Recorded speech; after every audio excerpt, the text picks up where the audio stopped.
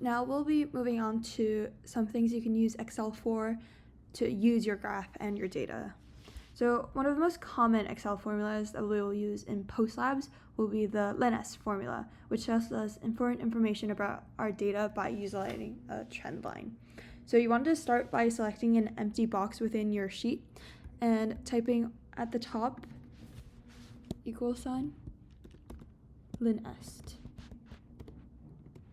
and then parentheses.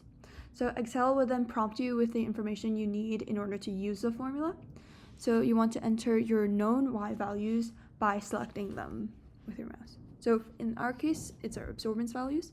So just click and drag, and then you enter parentheses, and now it prompts you for the known x values, which is our concentration in this case, and you want to just click and drag as well. For our next values, you just want to enter 1, 1, and then parentheses, and press enter. So now the boxes will populate with different data numbers. So for our purposes, we'll be only utilizing these first 4 boxes. So this top left box represents the slope of our line of best fit. The top right represents the y-intercept. And then the bottom box represents the standard deviation of the slope, and then this box represents the standard deviation of the y-intercept.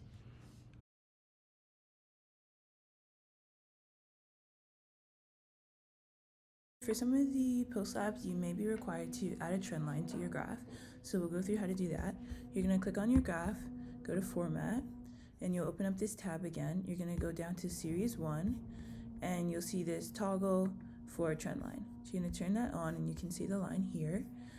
In some cases, you may want to set an intercept. It depends on the lab, so you should read the instructions.